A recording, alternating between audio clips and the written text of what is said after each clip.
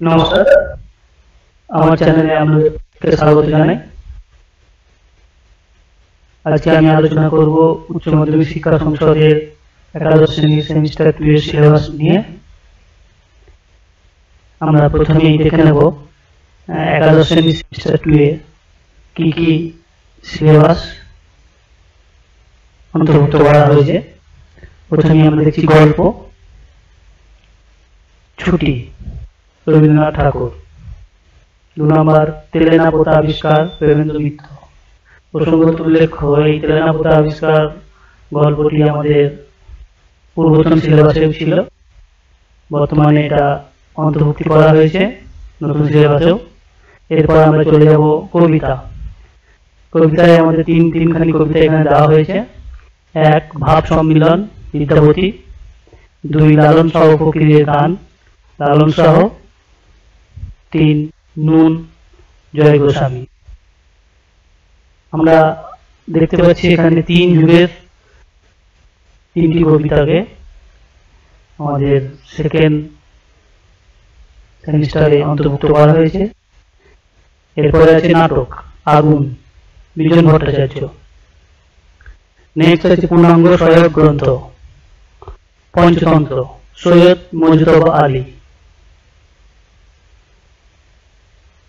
পঞ্চতন্ত্র সৈয়দ মুজতবা আলী, তার লেখা। এই পঞ্চতন্ত্রের মধ্যে যে টপিক আমাদের দ্বিতীয় সেমিস্টারে থাকবে সেগুলো হলো বই কেনা, আজব শহর কলকাতা, 25শে বৈশাখ এবং আড্ডা। এই 4টি টপিকের উপর আমাদের পরীক্ষা প্রশ্নপত্র থাকবে। নেক্সট আমরা চলে যাব বাংলা শিল্প সাহিত্য ও সংস্কৃতির ইতিহাস।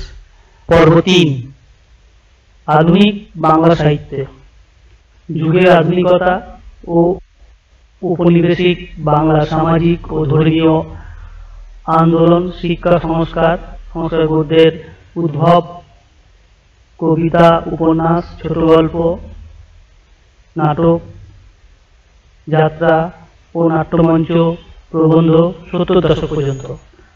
অর্থাৎ আধুনিক যুগের যে বাংলা সাহিত্য, এই বাংলা সাহিত্য আধুনিক বাংলা সাহিত্য যুগের আধুনিকতা ও উপনিবেশিক বাংলা সামাজিক ও ধর্মীয় আন্দোলন, শিক্ষা সংস্কার গদ্যের উদ্ভব, কবিতা, উপন্যাস ও ছোট গল্প, নাটক, যাত্রা, নাট্যমঞ্চ, প্রবন্ধ এবং এইগুলি 70 দশক পর্যন্ত এই ধরনের কর্মকাণ্ড বাংলা সাহিত্যে যে ঘটেছে তার নিরিখে আমাদেরকে পড়তে হবে। নেক্সট চলে আসি লৌকিক সাহিত্য। লৌকিক সাহিত্যের মধ্যে কি কি থাকছে? ছড়া, ধাঁধা, প্রবাদ এবং কথা। নেক্সট চলে আসছি কবিতায় মহাকাব্য, আখ্যান কাব্য, গীতি কবিতার ধারা।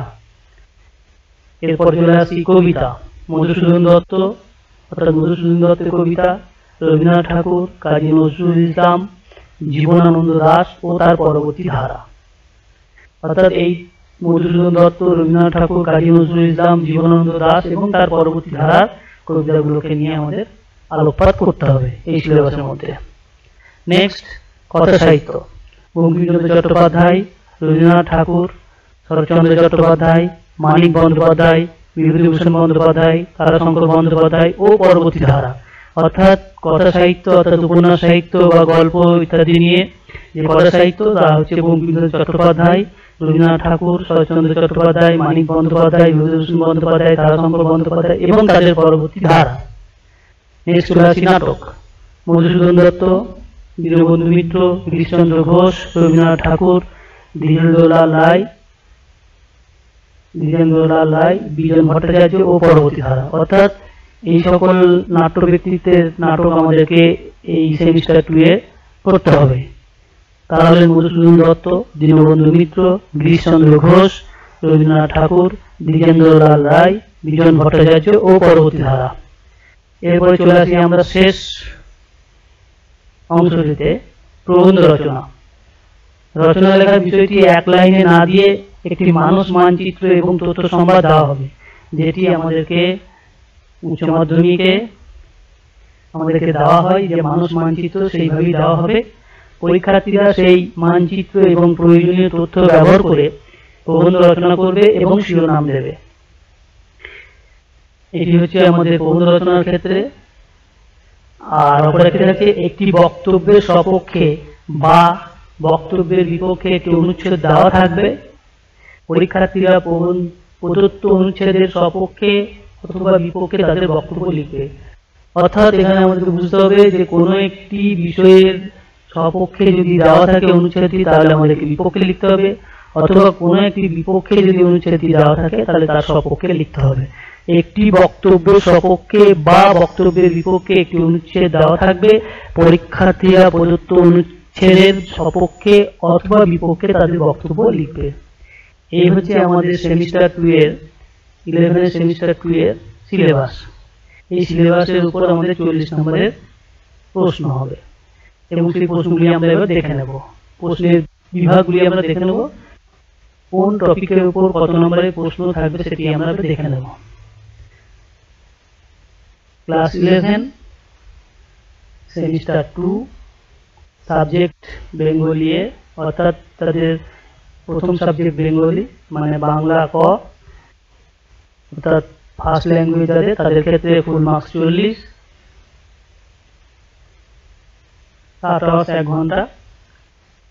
এখানে খানিকটা ভুল দেওয়া আছে, মানে এটা 90 আওয়ার্স হবে। কোর্স কোড থিওরি, এসএকিউ এবং এলএকিউ টাইপের প্রশ্ন থাকবে। গল্প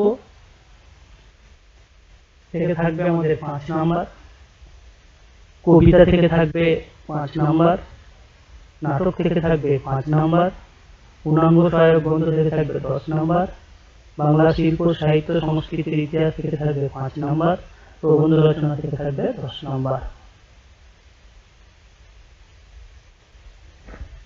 এখন আমরা দেখে নেব, আরেকবার দেখে নেব গল্প, কবিতা, নাটক, পূর্ণাঙ্গ সহায়ক গ্রন্থ, বাংলা শিল্প সাহিত্য সংস্কৃতির ইতিহাস এবং প্রবন্ধ রচনাগুলি কি কি আছে।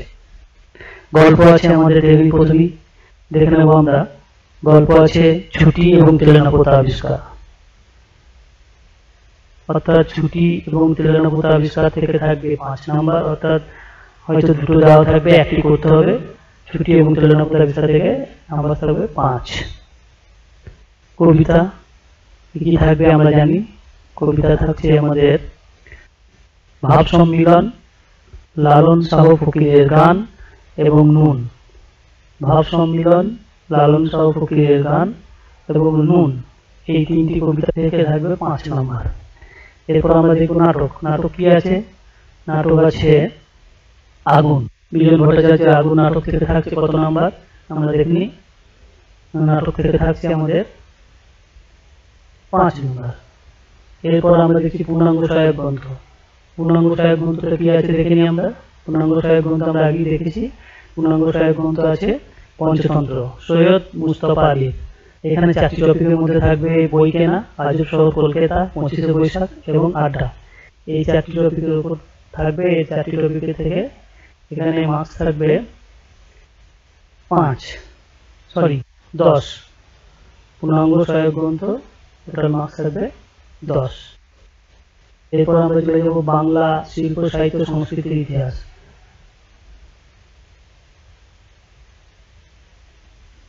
বাংলা শিল্প সাহিত্য সংস্কৃতির ইতিহাস পর্ব 3, এখান থেকে আমাদের থাকবে, দেখে নিই, এখান থেকে থাকবে আমাদের 5 নাম্বার। এখান থেকে থাকবে 5 নাম্বার। এরপর লাস্টে থাকবে আমাদের প্রবন্ধ রচনা। প্রবন্ধ রচনা একবার দেখি। আমরা জানি রচনা লেখার বিষয়ে এক লাইনে দেওয়া যাবে না, একটি মানচিত্র দেওয়া হবে, সেখানে পরীক্ষার্থীরা সেই মানচিত্র বা প্রয়োজনীয় তথ্য ব্যবহার করে প্রবন্ধ রচনা করবে এবং তার সাথে একটি শিরোনাম দেবে, অথবা একটি বক্তব্যের সপক্ষে বা বিপক্ষে একটি অনুচ্ছেদ দেওয়া থাকবে, পরীক্ষার্থীরা সেই অনুচ্ছেদের সপক্ষে বা বিপক্ষে তাদের বক্তব্য লিখবে। এইভাবেই আমরা আমাদের একাদশ শ্রেণীর সেমিস্টার সম্পর্কে আমরা আলোচনা করলাম। সকলেই ভালো থাকবেন, সুস্থ থাকবেন, আবার দেখা হবে।